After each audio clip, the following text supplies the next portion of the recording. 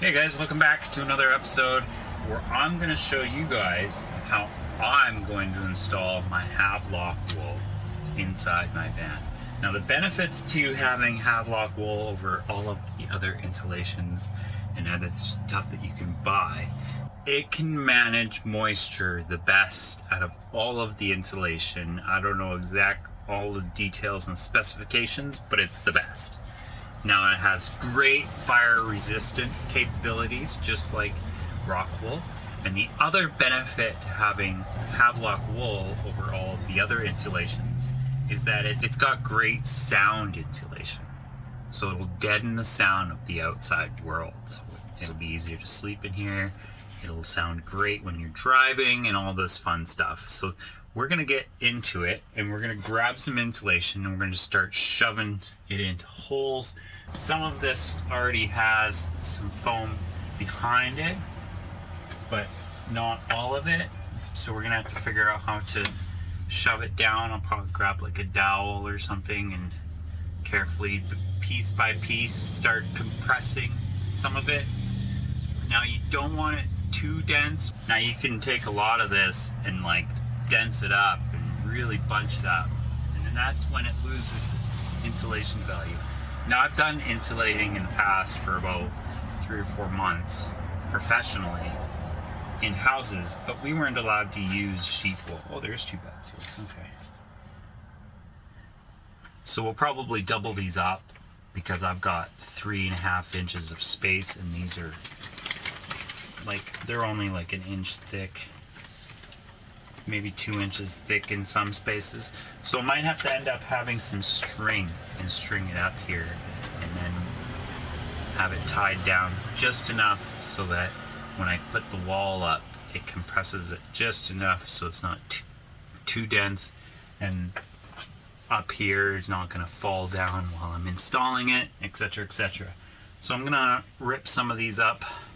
Okay, I'm going to go grab a pair of scissors and cut some of these up into strips so that I can start insulating the gaps. And then we're going to insulate this wall, and hopefully today I'm going to install this wall, the plywood on this wall when we're done, and because I want to see how everything goes together on this wall. This wall does not have any wires behind it, so I don't have to take it down. When I'm done, I can just leave it up, whereas I still have one more wire to run before I'm done. I've also installed a battery maintainer for the starter battery and ran an AC cable strictly for that battery charger, which is right here, so I can plug it in and charge the battery, the starter battery, on shore power when I'm plugged in and the van's sitting for a long period of time. So let's get into it. I'm gonna go grab a pair of scissors and start cutting this up. Instead of a pair of scissors, I thought I would try out a box knife instead. Maybe it might be a little bit easier, maybe not, I don't know. But then I eventually found out that later on, that using your bare hands is so much easier.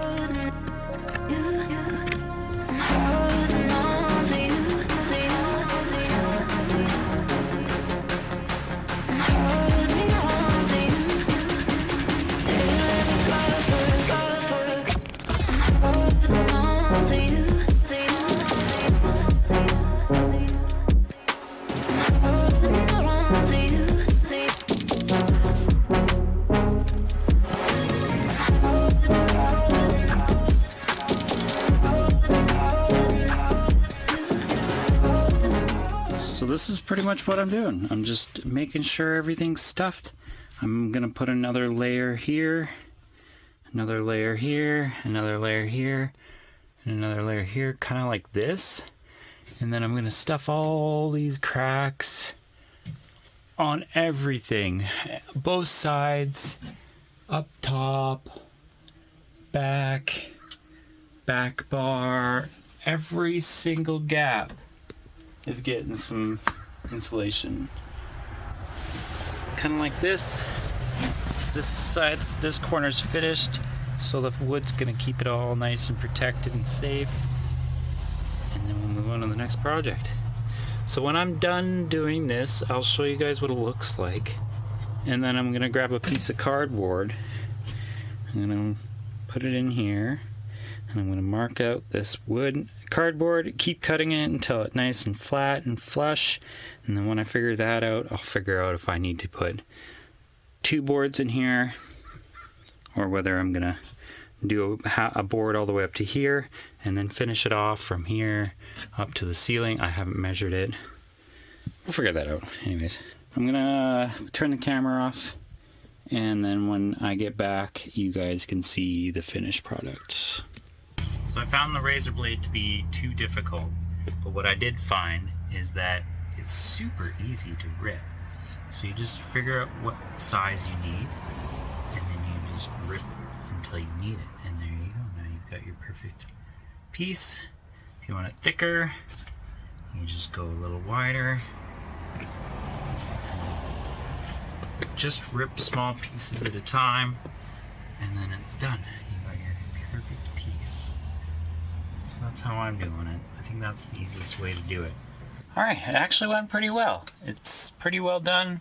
I'm gonna go grab my cardboard and my wall, and then we'll start doing this wall and getting it off the list of things to do. Okay, I got my plywood marked out. There's my wheel well. There's my ground wire for my diesel heater. Top right corner. Top left corner. That's the negative wire for the inverter. Let's get cutting.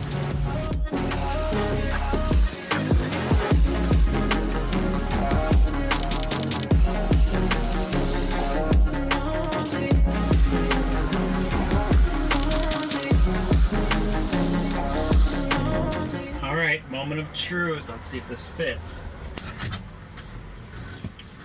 Spoiler alert, it doesn't fit. So I had to mark it and then take it out and cut it. It took a little bit, but after the 4th try, we finally got it in.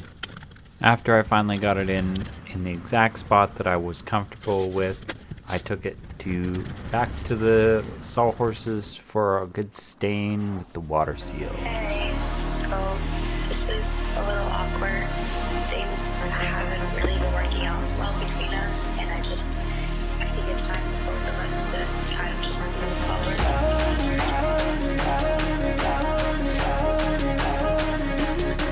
Okay, if all goes well, this is the last time I'm putting the plywood in, so hopefully it fits, and if it does, we're gonna screw it in.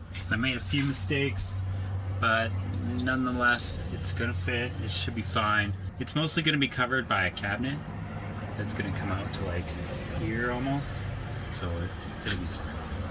So let's get to it.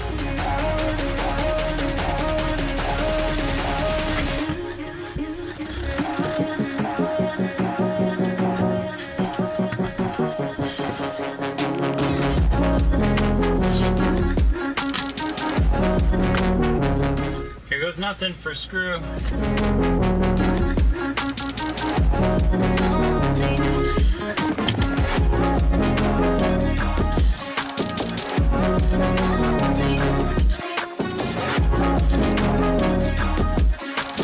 Well guys, that's it for today. I am done putting the wall in, and it's solid. Like, I thought maybe this would be a little weak if I pressed on it too hard, it would just break through, but I mean, I've put my whole weight on it. It seems like it's working. So I did make a mistake. It is off up here a little bit, but I already said that I was going to have a bunch of gaps in my walls anyways. So that works out. So when I build my cabinets out, I'll cover them with like some 1x2s or anything like that, but I'll leave the gaps. But I'll just make sure that I can't stuff a sock in there or lose a screwdriver through a hole or something. So that'll be a bonus when I do build it out. It'll look good, it'll be functional, but they'll still have some room for it to breathe, because this stuff's it's just supposed to let the moisture go. I have a dry diesel heater, so it'll keep the moisture down, which is good. And we should be good for mold. I don't want any mold or mildew in my house. So that's going to be it for today. This wall is the only wall I'm doing right now, because I'm going to be doing a little bit of electrical work. I need to cut this hole open a little bit bigger, because I've got a few more things I need to run through this hole, including a wire for the porch lights and a few other things, including a conduit pipe that I'm going to put in, and AC outlet that I've got to run for shore power so that I can plug my battery charger, my Jackery block, and a few other blocks like my freezer plug-in. You know, if I want to quickly charge my batteries on shore power, I can just pull out the AC cable for my freezer, just run it, plug it in, and that'll put a full 25 amps instead of 22 amps or something like that, because, you know, the freezer will take some of it away. So that will be tomorrow's objective. I've got a few little odds and ends, so I might actually skip a video. I've got some staining to do, and hopefully tomorrow we can start putting some holes and some hardware and figuring out everything we need to do to get the ceiling up, because I would like the ceiling done and out of the way so that we can also do the other wall as well. This rubber mat's getting in the way. I'm gonna have to just move it out of the way for now, because I'm ready to build out the wheel wells, insulate the wheel wells, and then we can get going on building a bed frame, cabinet frame, and the other cabinet frame that's gonna hold my propane tank and my propane stove on top for my kitchen. I did notice one thing about YouTube is it doesn't give my subscribers notifications for when I answer your comments on my videos. So if you do comment on my video, remember to write it down somewhere and say, check this video, maybe Spike actually replied. I know a buddy of mine who's been posting comments and I reply, but I'm not sure if he actually gets my replies or not. So that would be cool to know if YouTube would actually fix their stuff and actually give the subscribers the notifications for answered comments. So maybe I'll actually contact YouTube if it continues to be a problem.